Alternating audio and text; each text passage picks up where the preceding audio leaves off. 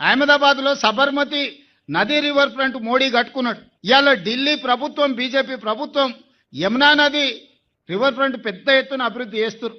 ఉత్తరప్రదేశ్లో యోగి గంగా నది river front చేస్తే కొన్ని కోట్ల మంది పోయి ఇవాళ చూసి వస్తున్నారు. వాళ్ళకి టూరిజం ఆదాయం పెరిగింది.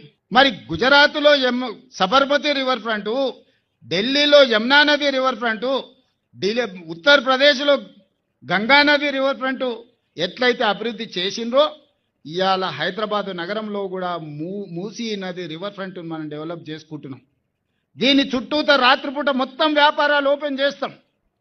పొద్దుటిపూట పని చేసుకోవడమే కాదు, రాత్రిపూట పనిచేయడానికి కూడా మూసీ నది ఒడ్డున రెండు వైపులా రాత్రి మొత్తం వ్యాపారాలు జరిగేటట్టు హోటళ్ళు, వ్యాపారాలు, కూరగాయలు, పంటలు, ట్యాక్సీ అన్ని చేసి మొత్తం లైట్లు పెట్టి బ్రహ్మాండంగా పెట్టి నిరుద్యోగ యువకులకు ఉద్యోగ ఉపాధి అవకాశాలు కల్పించి శాంతి భద్రతలను పటిష్టంగా అమలు చేసి పొద్దుపూట కష్టం చేసుకున్న వాళ్ళు సాయంత్రం పోతే కూరగాయలు కొనుక్కోవాలనుకున్నా, బట్టలు కొనుక్కోవాలనుకున్నా, పిల్లల్ని తీసుకెళ్ళి ఇంత హోటల్లో మనం ఇంత మంచి భోజనం పెట్టించి మొత్తం అట్లా నగరాన్ని చూపించి రావాలనుకున్నా ఈరోజు మొత్తం ఇదంతా అభివృద్ధి చేయాలనుకుంటున్నాం.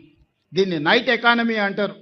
పొద్దుపూటనే కాదు రాత్రిపూట పరిశ్రమలు ఎట్లయితే జరుగుతున్నాయో నైట్ టూరిజంని కూడా మనము, లేక్ టూరిజంని కూడా మనం ఇవాళ డెవలప్ చేయాలనుకుంటున్నాం. అందుకే 99 రోజుల ప్రజాపాలన ప్రగతి ప్రణాళికలో భాగంగా మొదటి రోజు ఒక మంచి ప్రణాళికకి ఈరోజు ప్రారంభోత్సవం చేసుకొని ఈ స్ఫూర్తితోని ముందుకెళ్దాం అనుకుంటున్నాము. మన ప్రాంతాన్ని మనం అభివృద్ధి చేసుకుందాము. మన చదువుకున్న పిల్లలకు మనం ఉద్యోగ ఉపాధి అవకాశాలు కల్పిద్దాము. పిల్లలకు పని లేకపోతే వాళ్ళు రోడ్ల మీద చెడు అలవాట్లకు పడితే తల్లిదండ్రులకు తెలిసి ఆ దుఃఖం ఏందో.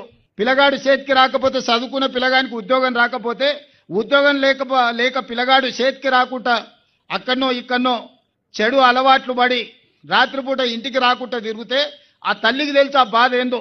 ఆగర్భ శ్రీమంతులకు ఫామ్ హౌస్లు ఉన్నోనికి బాధ, నొప్పి, పేదోని బాధ తెలియదు.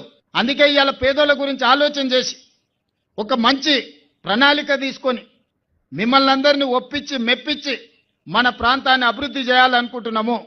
ఇవాళ మీకు మంచి ఎమ్మెల్యే ప్రకాష్ గౌడ్ గారు ఉన్నారు. వారు అన్ని విషయాలు నాతో మాట్లాడుతున్నారు. మీకు ఎవ్వరికి నష్టం జరగకుండా ఈ అభివృద్ధిలో మిమ్మల్ని భాగస్వాములను చేసి ఈ అభివృద్ధి ద్వారా మీరు కూడా భవిష్యత్తులో బాగుపడేటట్టు చేసి, అదేవిధంగా మీకు ఇప్పుడు ఒక మాట చెప్పిండు, ఏ ఏరియాలో స్లమ్లలో ఉన్న వాళ్ళకు ఇందిరమ్మ ఇండ్లు కట్టిస్తే అక్కడనే కట్టించన్న, దూరం అంటే పోతలేరు, అక్కడోళ్ళు ఇక్కడ, ఇక్కడోళ్ళు అక్కడ పంచాయతీ అవుతున్నదని చెప్పిండు. నా దృష్టికి వచ్చింది. తప్పకుండా ఏ నియోజకవర్గంలో ఉన్నోళ్ళకి ఆ నియోజకవర్గాలనే, ఆ పక్కలనే ఈ పక్కలనే ప్రభుత్వ భూములు ఎత్తికి మీకు మంచిగా ఇండ్లు కట్టించడానికి అన్ని రకాల ఏర్పాట్లు నేను చేస్తా. ఏది నేను ఇంటికి తీసుకుపోను. ఈ ప్రభుత్వానికి వచ్చే ఆదాయం మీకోసమే ఖర్చు పెడతా.